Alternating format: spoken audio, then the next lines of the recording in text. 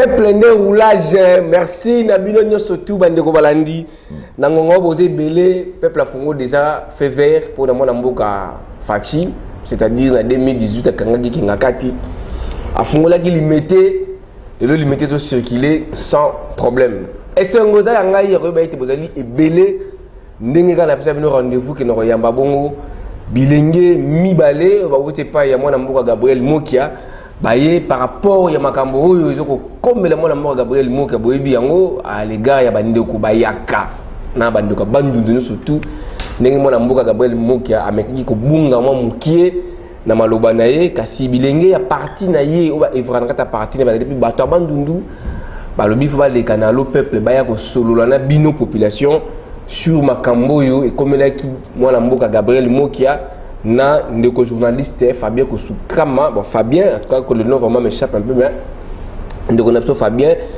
mingi oyo basalaki ba accrochage na ndeko Gabriel Mokia kaka émission lelo to ko solo la pena bango ma metali dossier wana oyo memi moto na Kinshasa e bandaki ndenge nini makamango ikasa ndina mwana mboka Gabriel Mokia toko solo la actualité ya mboka bobi ke ndeko Daniel Safo ko bengana ye lokola mbua et pas ya mwana mboka Fayulu paye me ba militant to ba cadre ya Fayulu ba bengana ki mwana mboka mai mukeba ya leka la télévision panzaki ko panza bola ndenge émission wana lelo bidengi mbali ba ko solo wana bino o sengeli ko bazali ba nani bidengo na yembi lelo pona bino pour que ba expliquer bino ba fait oyo sa manakati ya mboka ezali bongo coordonnateur national ya parti MDCO mouvement de démocrates congolais mwana mboka Michel Malala c'est ça Milala kulapa azali mutabandundu bana bandundu ozali belé parce que bolo solo andire dans ndeko na bino bokotina be ba message to tanga awa sur place pour ayoka et puis na yambi sous bongo cadre mususu ya MDCO azali bongo ndeko okota Gaston yazali fiston voilà azali ndeko yazali mwana loja mais bilengo bazoko evrer na kati ya mouvement ya mwana mboka Mokia l'homme de coup sur coup beti gauche soki na commission de l'état soki yo na conseil ya ONU salika maseki boto betani makofi lelo to sola bango pendant 45 minutes pour découvrir nini ba yeli bino ya sengo nini pe ba yeli bino ya mawa mais na biki awa mo za la kati toujours sengo to ko beta masolo na bango mboka to tambola bien te banani bazali sima ya mboka oyo tambola malonga te boza bilano et pas ya bilenge mibale oyo nazo pesa bango mbote na bino surtout bandeko bonjour mbote ndeko Blanchard bonjour ndeko Blanchard to banda ndeko coordonnateur ya Ligue des jeunes rapidement tout dans le bosso zali avec baibio mais makana ko se présenter mon ma parcours politique nao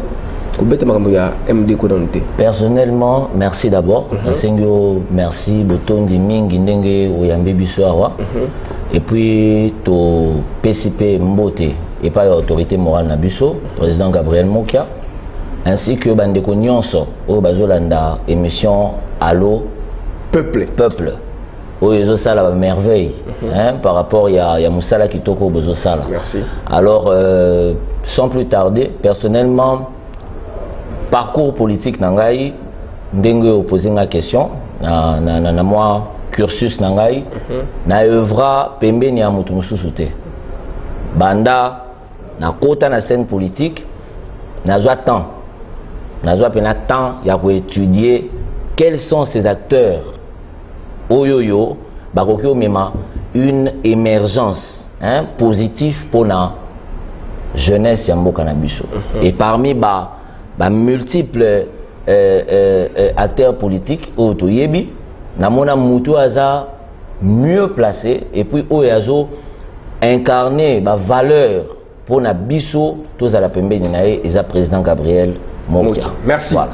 Même question mon amboka. Présentation là. Merci Ndeko Blanchard. Naboyambi biso na esengo. Merci. Na kati ya émission oyo ya kitoko, na plateau ya kitoko. Merci. Lokola Allo Peuple. Merci. Na PCP mbote na famille politique na biso MDCO, notamment na président na biso Gabriel Mokia, oyo azali moto ya bwanya, moto ya maele mingi. Oazali Kokamba jeunesse, le Lolenge ou Longobani, na Kimia Nyoso.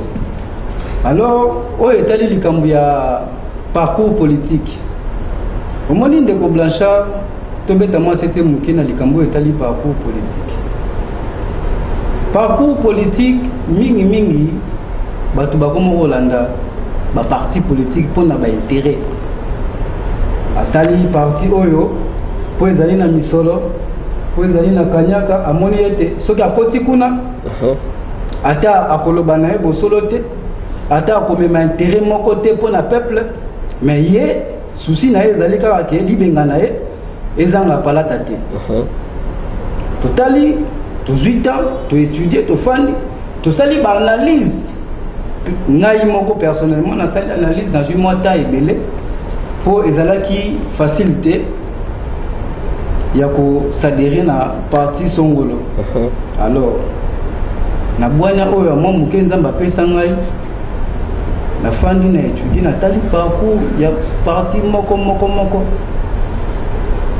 na ye ko comprendre pe na ye ko sepela de ngai moko na moni que place oyo esengeli oyo ete ngai nazala na kati ya parti moko yango moni lelo oyo nazali na kati ya parti ya MDCO sans pour autant ya koluka kolanda intérêt personnel. Merci. Toujours on a mutuna on a pas d'avis que ils mascara aux salana. Moi na mbuka tu pas na yo ndeko Mikael. Comment na bino bozali bilingi? Ndeko Gabriel Mokia azali politicien à l'éloté. C'est kala bana kala. Mais au regard au peuple quand Ndeko Gabriel Mokia à sa modèle T, c'est là bango di bakantaka. Mais bino bilingi yo za ba universitaire. Choix ya Gabriel Mokia. Ondima ko evre pene ya Gabriel Mokia. Ils pour na likamoni. Merci Ndeko Blanchard. Question na vocabulaire me balé. Il y a pas de problème. D'accord. Merci pour la question. Et ça question moko lelo nga pour nga eza opportunité. Ya ko démontrer bateau lobby tout à l'heure que bateau mususu opinion et mon que président Gabriel Mokia va modèle T. Alors eza opportunité pour nga pour ko démontrer que penser na bango ezalaka tout faux. Pourquoi na zo le bango? Et puis en même temps on a répondre à la question na yo. Biso en tant que jeune, n'est-ce pas? En tant que universitaire au Tangi, toza na ba analyse au Salaka. Alors dire que président Gabriel Mokia modèle T, c'est étonnant. Pourquoi? Parce que comment expliquer que une personne oyo abanda vinaye, olandinga bien, abanda vinaye sans pour autant que s'appuyer et pas à Moutou, sans pour autant que s'appuyer dans un régime quelconque, accueilli de zéro à arriver aujourd'hui à des millions et des millions de dollars. Question en fait, il y a une sous-bassement encore où on a développé. Au moni. Alors, c'est pour te dire que Moutou Azolo Bakaza modèle T, c'est archi faux. Parce que pour Nabiso, un modèle c'est qui? C'est un exemple. Sur lequel Biso jeunesse, sur lequel Biso peuple, Oezolandanga, Toki, qu'on s'appuyer pour que l'élo yo, Tobetali seulement positif. Par rapport d'abord personnellement, et en dehors, il y a personnel d'une manière générale. Il y a Mboka. Deuxième chose, permettre d'évoluer. Bazolo Bake, opinion lobby que président Gabriel Mokia a un modèle T. S'il y a un opposant qui aujourd'hui, n'est-ce pas, Atikala, c'est-à-dire aujourd'hui, on va dire que le rôle a changé déjà parce que lutte nabiso, au moins lutte nabiso et foot abiso. Mais s'il y a eu un opposant qui est resté constant dans sa position, si yo yebit, combien de fois président Akenda Bolo Kwabima, président Mokia, combien de fois bakosele makambu, ba monta ba makambu, pona ba memaye a changé position, mais il est resté constant. Et en plus, il faut souligner que l'élo, ceux qui n'a régime passé, toujours une vraie opposition, initiateur Nango, la dynamique à opposition, ça a été qui? le président Gabriel Mokia. Oyo ba opposant oyo lelo yo bazo telemela ba opposant bazaki ensemble na biso.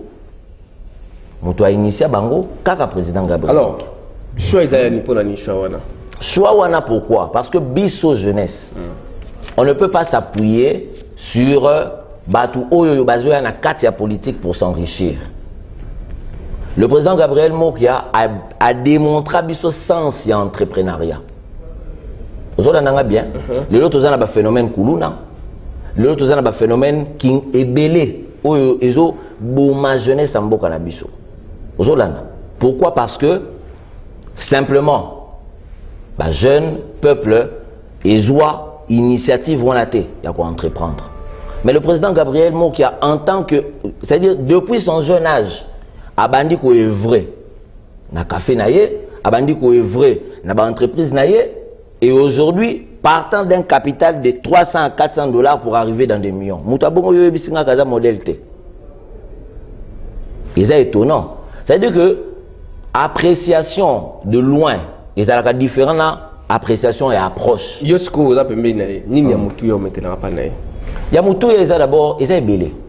Ils ont d'abord on a biso liboso sans c'est entrepreneuriat. Toujours entreprendre, toujours comme indépendant. Tu es na politique te pour na kozwa mbongo. Non, parce que yé moko ninga ya wana atika lo kozwa mbongo te. Oyo ke bazui ba PC au contraire kutu. Régime passé ezo devoir yé mbongo ebele o yebanda ko futa. Merci. 5 minutes ndeko. Merci, merci. Choix ya Gabriel Mokia. Merci. Et puis qu'on ndima ko travailler na moto batu ba okanta zakala. Atara vraiment modèle te bino bondimi ko tambola pene pembe. Omoni, merci d'abord ndeko Blanchard pour la parole. Omoni na ba veni to fanda na ba quartier to fanda soki ozali célibataire lelo s'engager lobité na mo muke nazozwa il faut na s'engager na zo mwasi na bala kaka batu ya avenir wana ba ko biso mwasi wana azalaka boye kozwaye te ye azali boye mais sans pour autant tenir compte ata jour mon côté bafana natala mwasa ne fût-ce que même il y a pour échanger même un bonjour directement au moni et là que ça la passe mingi ezali ko qualifier mutu oyo ofandi na été po oyoka baloba wake mwasi wana zandoki so ke obala akolia yo mais pour ça na pembeni yeba kindoki yango eza ya nini eza dû ya nini ata ndoki pe bamemaka pe na église kindoki esili donc yo kobala mwasi te po aza ndoki c'est pour revenir na yebisa bino baqualification wana ezali ya bato ya mayele mabe bo approcher président Gabriel Mokia nakanisi mokili mobimba eyebi qui est Gabriel Mokia yo kota pa na pour nani nakota nakati ya MDCO pour na mona azali modèle pour la jeunesse congolaise lelo tala jeunesse congolaise ba parti combien toza na mona nakati ya mboka oyo eloko nini oyo bazali kosala pour na ba jeune ya lelo eloko te ba komisa jeunesse lokola instrument lokola bale soka za na kanda uti kosona na mwasi na ye pour aller abeti bale ke no kota kuna ke no band e ko beta tabasani to banzungu siko par ya jeunesse ezali nini nani oyo akoya na likanisi ya malamu étant donné qu'azali exemplaire Gabriel Mokia c'est un grand exemplaire tokendaka na ba université to se référer na ba livre ba buku ya o ba mindele ba koma lelo soko za économiste okosomba livre o ya comptabilité pona koyeba maele mondela atana kati ya comptabilité ya koyeba ndenge nini ya ko gérer ndenge nini ya ko bongola entreprise ezalaki na un ekoma na mitano to na zomi mais livre ezali wana Gabriel Mokia azali livre azali buku lelo ngana benga ka président buku président livre nini tuzo koluka tuza na livre pembeni. Merci makambo yango ibandi bobi ki alo peuple za kala kwa momesa non simba motema pour na koloba vérité. Deuxième point to côté actualité je ko obligé biso to beta lisolo o pelisi moto na Kinshasa mais avant de mettre le solo on a bande ba simbaga mitema na bango ndenge ba dormi banel buka droite mitema yango esimbami baye na lo peuple pour ba yebisa bino vérité na makambo to comme entre ndeko Gabriel Mokia ndeko Kasanji na ba ndeko bayaka bosima mitema boyeko lo ba vérité na lo peuple tout ça on a pona yango boyeko lo ba vérité na lo peuple yango pona yango mitema na bino kaka kordo sima yango yo mutema yango esimbami ndeko Blanchard. OK voilà OK poso longola pour la nini bosimbi mutema to simbi en tout cas éthiquement yango yo mutema yango ndeko Blanchard boyeko lo ba bosembo. Merci. Première question. Le bon que l'on Première question. Le loyo balobi ndeko Gabriel Mokia a profité de l'influence ya tata Mokonda Mboka pour abenga nango Kasanji na lupango lokola moyipi. Yango sala ke makila, c'est-à-dire makila ba basoka na kité mais maloba. Oyo bimisi le na kati ya bandeko na biso bayaka na mona Mboka Gabriel Mokia parce que a profité de l'influence du chef de l'État pour aligner tête que la maman Denise Lopango, il y paraît. Selon le message au moins dans Mboka Gabriel Mokia lancé par rapport à message au de journaliste Alobaki. Yebisa biso bo solo. La personne mbote pas de Israël moto pas ça zali. Yebisa biso bo solo. Makambo ya immobilier ya Ngoi Kasanji na Gabriel Mokia iza ndenge nini. Oza pena 5 minutes nous y a fait 5 minutes y a fait pour que vous expliquiez Bandeko Balandi après la question ya Bayaka. Merci Ndeko Blanchard. Et c'est important d'éclaircir opinion. Parce que je pense que l'autorité morale Nabiso a l'équipe plus d'une fois, na ba chaîne à Bandakutu plusieurs fois avant même toko ma place tokomi. A Bandaki déjà copé ça ba cours de droit. Yem takoma juriste et pratiquant. Nicolo y a ben injustice où il a subi ça. Mais pour la bateau bazaki sensible, bazaki censé Olanda début, il y a ndenga bando loba ti place tokomi. Mais ça m'étonne que bateau va réagir. OK? Tant va réagir tant que kaka ba moni dégarpissement. Alors, question posée nga na moi 5 minutes au pesinga, to komekana nous ko limbola. Hein? Pour que bateau bande ko ba comprendre. Qu'est-ce qui s'est réellement passé et qu'est-ce qui se passe. D'abord, que le président Gabriel Mokia a banda ba activité naie depuis sans s'appuyer à qui que ce soit. A Kenda, na ba capitale naie à Miké, ti lelo a kuma na ba million naie. Pour revenir na sens naie à production. Oyo ba politique ebele, lelo na ba place au baza, na ba diplôme au bazo brandir.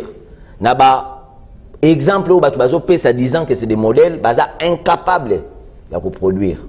Mais yé à salango à titre personnel et bilembo et monana. Très bien. Vous l'avez très bien. Alors, naba exportation na importation na ba café na mbongo ya passe ya mutoki na ye. A détourner. Alors détourner ndenge ngam nazo travailler yo mtozo produire ndeko Blanchard ezalo ko yo ndenge ozabo et tozana plateau na yo. Eza musala na yo, ezolié sa bana, ezolié sa maman na ndako. N'est-ce pas? Est-ce que Tokyo benga ou Tokyo imaginer un certain détournement et bananengni? Ndeko président autorité morale Nabiso Gabriel Mokia a travaillé dur pendant des années et des années. Peut-être biso yo tozana numikie. Mais yé azobunda kolongola café na bumba kozongisa ngo na Kinshasa kozongisa ngo na Kinshasa ko bunda azobunda lokwa mobali na mutoki na ya pasi asombi ba immobilier nyonso yo mona na kati ya ville ya Kinshasa tangelanga kombo ya politique moko ya mboka na biso oyo azo détenir peut-être ba immobilier oye azanango actuellement na kati ya ville ya Kinshasa. Mais mon frère ce qui est illégal justice en Mboka Nabiso et étranger locaux en faveur n'a été. Après, il faut souligner, près de 19 ans de lutte au que Bazio Biloko Nandenge Pena que Yanko. Pour récapituler un peu l'histoire, Ndakwana dont il est question. Ils ont vendu, ils ont 4 quartiers des ambassadeurs. Na 3Z na Gombe. Afdel et Kota Nakati et ya na 97. Afdel président, Kabila le père, Laurent. Azova na Nakati à quartier wana.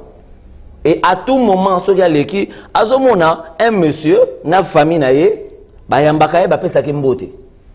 Ozolanda très bien. Nazo récapituler histoire oyo pour que opinion ezolanda biso peuple o ezolanda biso ba comprendre ti place nini to komi.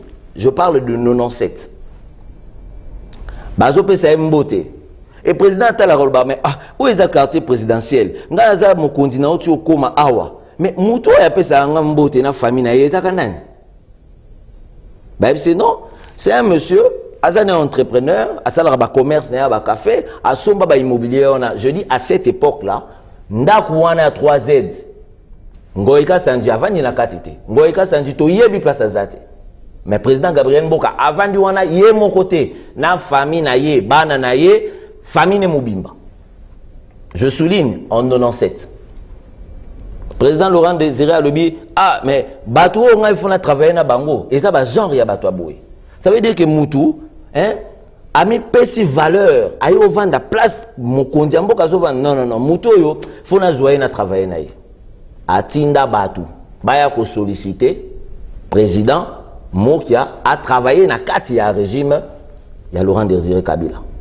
À cette époque là le président Zaki de Moutou ya ba profit o nga yo ka régime kabiliste Mokia na kati. Mais atika là pour l'andangote. Pourquoi? Parce que makila ba congolais etanga. Ti bayawa bayebi mangambasala na ba Estamboka libanda ya Kinshasa na ba province bayebi mangambasala na ba rébellion. Makila congolais etanga. Permettre nga nazo évoluer. Nazo évoluer vraiment en 2 minutes nazo récapituler rapidement. Okay. Président Mokia lobi na travailler na bangote parce que makila ya bandeko nanga etanga. Et qu'est-ce qui se passe? Rapporté en par président et pas Laurent Désiré Kabila qui était fou furieux. Comment Mouto nga président nazo sengaye à travailler na ngazo boy allez dit bo réquisitionner banda kwana. Et puis yoka motif balobi pour des intérêts publics. Intérêts publics. Mais nanda ku ya Mouto asombi. Alors, combat ya président et banda wana. Abandi o revendiquer babiloko na ye tout ça là bazo bois kayena ba prison, le même régime. Pourquoi? Parce que bazo comprendre que Moutoyo a commis un témoin gênant.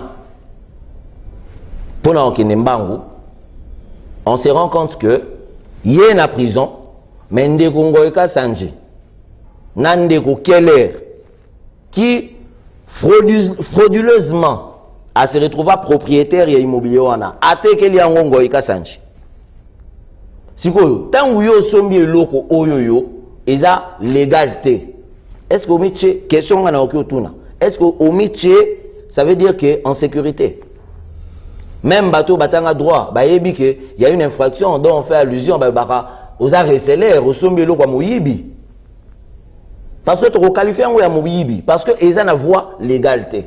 Alors, depuis la nuit des temps, c'est pas le président Félix, pour répondre à ta question, c'est pas le président Félix Oyo a influencé justice, parce que justice Nabiso il travaillera d'une manière indépendante. Et bah arrêter et Salema sous régime, il y a Félix T, et Salemi na régime, il y a Kabila. Qui ne le sait pas, président Lobiango plus d'une fois. Na TV Batubazo Landa. Ah, chef de l'État. Bonjour maman Denise Abatou. On sait Laurent Désiré Kabila rola mukata muki okata makambo pour maman na biso mutu aza na ba charge ebele pour na mboka pour na jeunesse azobunda bako ko insérer na kati ya dossier moko où elle a rien à voir. Kabila mutu a arrêté apesa ba ronda justice sous régime à Kabila. Ba pesa yango président Gabriel Mokia papa ozozo banda kuna yo ozozo makamla yo nyon ceci et to komisiko na exécution. Bon, peut-être minute ou pessinga za momuke mais ngaki na décortiquer en gros pour comprendre. Oui, na peut-être 5 minutes mais au milieu c'est très important que c'est important de Blanchard. Au moins les a peut-être pour temps ils ont ça la biso défaut mais c'est important il y a ko détailler makambo pour que batu ba comprendre. Ozoko confirmer makambo de Kalobi pendant quelques minutes. Ndeko Blanchard, merci. En tout cas, motema etoni na mao. Comment bakoki ko salir réputation ya maman mokonzi. En tout cas, la première dame, maman Nabiso, Bolimbi Silisusu, na famille politique, na part ya président Gabriel Mokia, ou azali président Nabiso, Bolimbi Simimi. Bato oyo bazali ko panza sango na ndenge oyo longo banité. Omoniti na ngana lobaka, président Gabriel Mokia azali président livre. Ba économiste bolanda bien. Bobi cours o ba bengaka économie de développement. Ecodev. Vous avez besoin ya kosomba livre T pour président livre azali. Mutu abandi vina ye na $400. Yoka économie de développement. Développement auto lobaka développement yango ezalaka na nini? Il faut koyeba kozala na bonne gestion, koyeba ko multiplier capital na yo et produire. Président Gabriel Moka abana activité na ye na $400.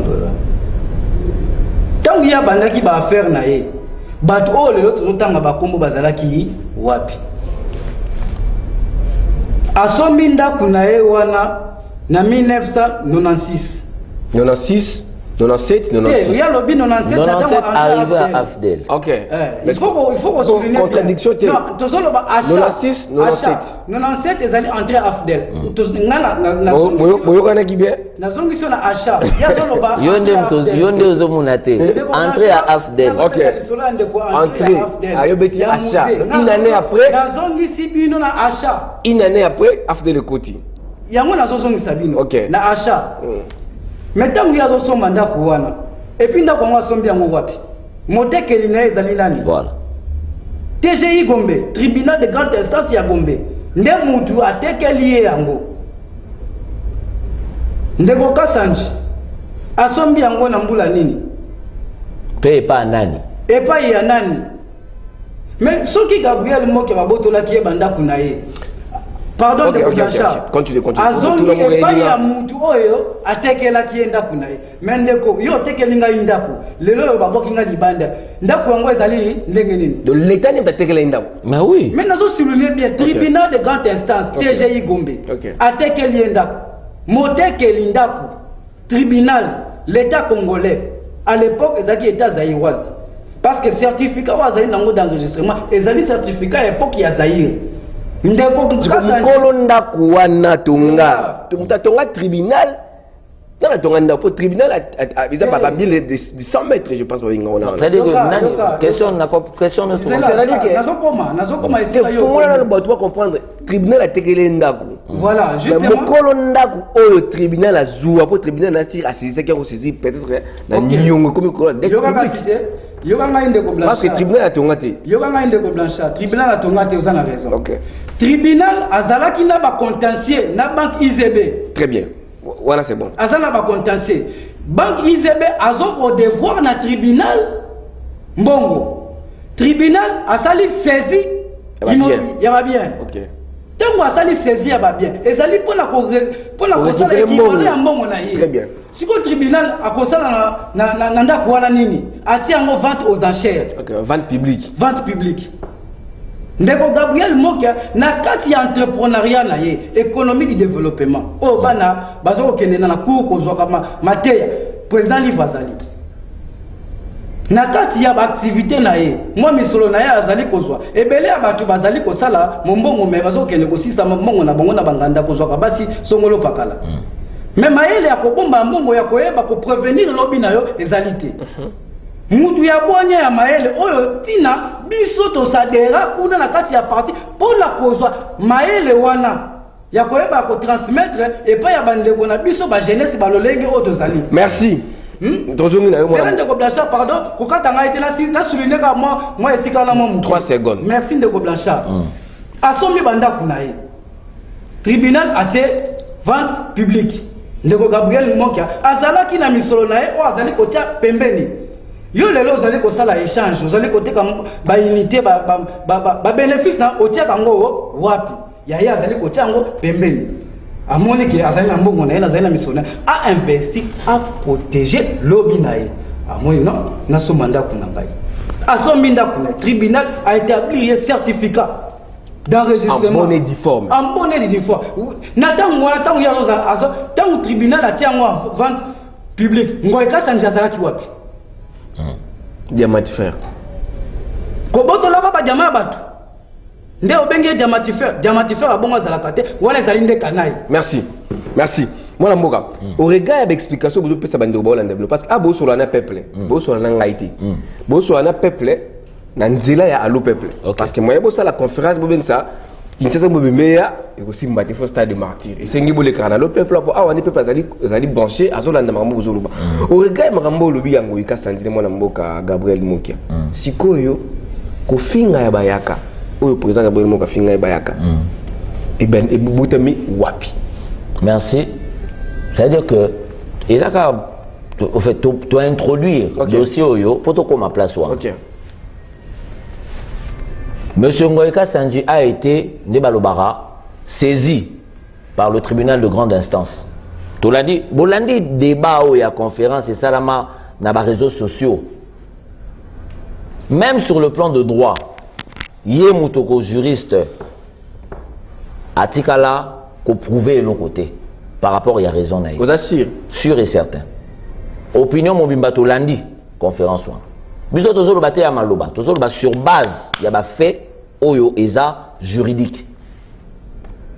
Alors, va conclure que il faut abîmer. À sali opposition face à l'État. L'État est dégarpillé. Jour à dégarpissement, qu'est-ce qui se passe? Bissonion se moni sous la toile, bah propos. Au moins nanaye à moi si à tenir à l'égard du couple présidentiel. Mais la CPL Mingi, la réaction, il y a le président Félix ainsi que moi si naye, bah regard est allé la musique parce que je ne pense pas que bazan attend le Rolanda Babilo quoi bon. Maman lui fait écouter la c'est normal. Non, ça veut dire que lelo yo, bah propos oyo, na état des droits au biso tozana ngo, et goka qui coûté très cher. Merci. Moi, Namboka, permettre de répondre. Oui, n'a répondre. Ça veut dire que. Je chuté pour la répondre à la question. Avant chuté, ah, bah, vous savez, Bolimbi, c'est au regard, il y a mon Namboka, qui n'a pas yaka. Donc, avant tout, Kabona, tout le Sasuka, ce qu'on chuté directement en une minute. Voilà. Ça veut dire que, qu'est-ce qui se passe? Après dégarpissement, eh bien, à notre grande surprise, Ndeko Fabien, ou à journaliste diaspora, a tenir ma propos à l'égard du président Mokia, disant que le régime Yamboka, le président Félix, est influencé des décisions en justice. Alors que les décisions les a arrêtées déjà depuis le régime Kabila. Chose que lui déjà ignorée.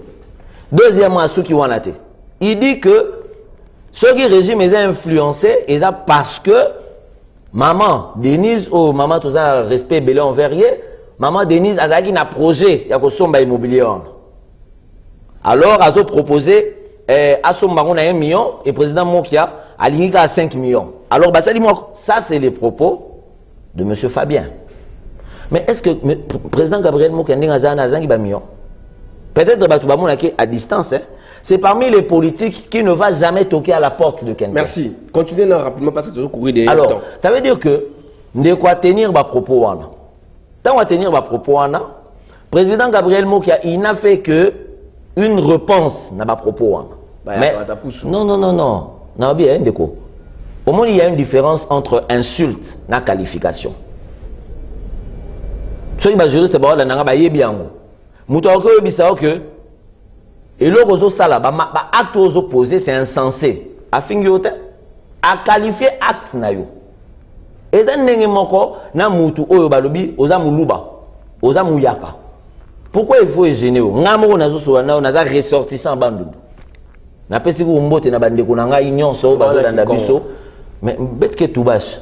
Betke tubaka boke bampangi na munu. Betke ba tribaliste fait betke ensemble. Et le deux quarts Yo mo lobi m'embattante. Merci. Ndeko zo. Donc continue dans ça parce que ko yo musika te yo pesaka bolimbi si boto le kaka mama ko. Omoni basinga ka bolimbi na likambo oyo sali. Ah de bois conscient que. Mais yoka. T'es toza conscient. Toza conscient. Ndeko Blanchard. Omoni batu ya maele mabe bazali. Bazolinga ba utiliser peuple congolais pour na ba intérêt na bango moko. Ezali maele moko ya mabe mais ngai eloko na koye koloba pourquoi batu wana bakoye kozana likanisité ya kotala bandundu Équateur. Omoni bandundu Équateur nga nakendaki na kenge na Kwilu ti na bandundu ville kotika ndeko na ngai moko fala prêter serment ya avocature mais eloko na retenir na parcours ya voyage wana. En tout cas, c'est déplorable. Na message wana, nazo passer message moko ya muke, na sengi penda, senga bolimbi sina plateau. Na sengi penda na son excellence monsieur le président Félix Antoine Tshisekedi. Azala atala bandundu. Merci. Bandundu ezo déplorer bandundu eza la condition ya malamu. Merci beaucoup. Maya malamu ezalité, mwinde ezalité, nzela malonga ezalité. Bandeko bandundu bazo souffrir, batika ko intoxiquer bango na makambo ezangi tina. Batala intérêt ya bandundu ko souffrir. On a la preuve. Oui, naza la preuve pour ngana taki na bandundu. Te ya bato bazo ko intoxiquer bato bandundu. Mais makalisole utu wapi? Est-ce que yoko konzi ma président national ko tenir ba propos modèle ozolo bawana? Na kosenga na bazali mais nazo kama utango zotu na mamba preuve nazo kama utango zotu na preuve batela na batu bazo ko intoxiquer batu na bango. Merci ndeko. Merci na kati ya ville bandu. Merci ndeko. Yango na kosenga na son excellence monsieur le président Félix Antoine Tshisekedi papa na biso mokonzi ya mboka tala bandundu ezoko dépeurer na kati ya molili ma ezalité pour ezalité banzela pe ezalité. Merci. Ezalité province o etika lelo. Merci ndeko, merci toujours ko lengo likamanga. Merci. Bolimbisi pour une bonne moralité. Bolimbisi kaka, pour une bonne moralité. Landanga te pour une nabiboye. Bolimbisi yango na lobi papa Blanchard. Omoni bo senga bolimbisi. Ezate que to bo senga bolimbisi. Yango nazo ngano expliquer pour une bonne moralité parce que biso président mo qui avant ça biso ate ya kabiso bana bozala malamu na batu soki olobi eloko même l'intention na yo ozaki na esprit ya ko choquer mutu te et que mutu se sentir na ba propos na ye secoué présenter ba excuse bo sengi bolimbisi soki bandeko na biso abandundu bazalaki vexé moko famille abandundu 2 secondes toza ensemble. OK. Totika biloko ezala intérêt moko ko memela bandundu te. Toza na besoin bandundu et développer. Tokosenga ensemble elongo na mokonzi ya mboka atala bandundu. Akoma na bandundu. Tala bandundu ndenge tika na molili. Maya malamu ezalité, classe malamu ezalité, nzela malamu ezalité. Mituka po même transport ya malonga ezalité. Merci. Ndeko merci. Papa il faut comprendre biso hein. Biso toza jeunesse. Ça veut dire que biso toza énergie. Il n'y a pas de problème. Mais bande kwa bandundu en tout cas, on est ensemble. Bampangi na munu. Ben ulanda bima ina ver. Le temps, il y a important. Bet que n'attend il y a la division ver. Bet que n'attend il y a unité. Sans boubet ou coin ensemble. Il n'y a aucune distraction. Il y aurait distraction en ngolo. Bet tout là de côté, bet évoluer. Bima bet que tout bas. Yoke Bima, président Félix, a développé. Président Labetou, autorité morale, président Mokia, a développé. Et yoke mis ensemble, ça mon intérêt na bête ou peuple. Merci. Voilà. Bandeko Balandi, il faut avouer et à moitié pardonner. Tolimbisa naka mutuellement. Pardonner 7000 fois x 7. Donc nous avons appelé ça sur la Bible. Moi, tu en vouloir sur mon amour Gabriel Mokezate parce que déjà à Sengi Babolimbisi, l'équipe n'est envoyée, Sengi Babolimbisi, Batabandundu, tout enterré de Sewana, ça, de ce ministère Malonga, moi Namoka, tout au Kabana Bino. Oui. Tout ce cas, deux questions. Rapidement, on a une actualité. Daniel Safwa B.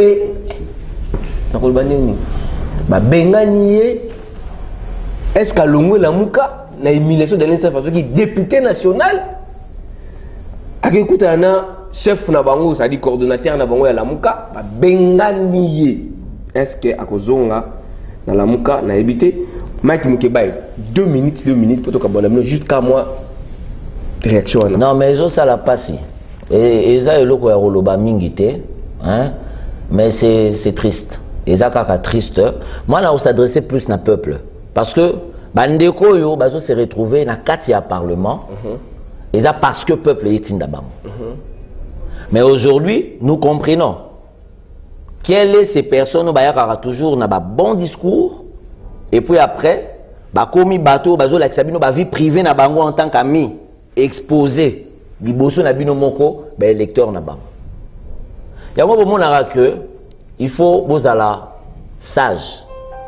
Il faut vraiment que vous la sage. C'est que aujourd'hui, makambu oyo ezolekana entre Daniel Safou na Mike Moukebaye. Mais mon cher, on a interpellé Madame Janine Mabunda. Parce que en tant que présidente, alors qu'on permet de traiter, permettre d'en évoluer. Permettre d'en évoluer pour comprendre la place Naza. Ok. Biso to kambarabatu. Au moins, ils ont parents. Ceux qui les lois n'anga y a l'ongoli bilamba libanda. Et ça Sony, y a moins naté. Et ça Sony peanga. Au comme place Naza. Madame Janine Mabunda, j'en ai évolué. Il faudrait que commission disciplinaire, j'estime que Bazanango n'a parlé, mais que aux Angate. Il faudrait que Nabaka Aboui interpeller député Oyoyo Bazo déshonoré qualification na bango pour sortir bêtise bongata biso tokyo bimsa bablu ka bongote au point où amelaka diamba boy asalaka boy tala niveau. Non, ça veut dire que les bisots au côté de la bango makam na bango au moni de ngana za awa na okozwa tenter ya ko solo la mambo Mike Moukebaye par rapport ya makambo itali bango parce que il faut rappeler que le même Mike Moukebaye et le même Daniel Safou batena ba propos moko dévié en face ya autorité morale na bino boye biango ya biso autorité morale na biso bazwa ba propos moko en tant qu'ami contre le président Gabriel Mokia. Mais le l'autre zak, makam président bandolo ba yango ekomi obima na poisa. Yango ezobima na poisa. Moi j'interpelle madame Janine Mabunda. Son honorable, c'est des gens à suspendre. Et ça même quand il y a parlement, même ce que mais babi elo ba bengi éthique ezani. Elo ba bengi éthique ou déontologie ezani. Merci. Il y a MDCO azaki accompagné na mona mboka. Au côté fiston, où tu bêtis ma solo, il y a parcours, où comprendre n'engeni mambelekawa, m'itali, moi n'amboka Gabriel Mokia à l'égard il y a désagrément où il s'est magna bande on a biso bayaka, où il y a 5 babolimbis, ah pas les gars il parle ngai moko, c'est ngai bolimbisi, à côté il pas en contact n'a pas député, mususu il y a grand bande de tout, il y a quoi on va 5 peu bolimbisi, donc tu vas vouloir y sur yangote parce que pardon et libéraka. To kaboni na bino, mais tout le monde a samedi. Équipe technique va accompagner Ngaï. Merci Tom Zakimwena. Merci la coordonnateur Fiston plutôt comme on écoute Merveille Maemba. Merci le président Martin Mouessi depuis Bukavu. Présentement à cette journée na Dubaï, Azali Bongo candidat député national en 2023 na compte AFDC allié il y a mon amour à battre le Kwebo. Espace à l'eau peuple les alliés pour nous surtout au moins ça m'a makoloba abengi biso aye tokoza tokoyamba ne séance surtout pour que abetela masolo ya so betela tout monde bongo mbalasi ma président. Merci beaucoup de la disponibilité. Merci beaucoup Ndeko Blanchard. Merci et vraiment te saluer puis équipe technique Mobimba ainsi que Allo Peuple et je pense que dans les jours futurs tu aura pour la resolo la lisusu. Merci. Allez, merci beaucoup.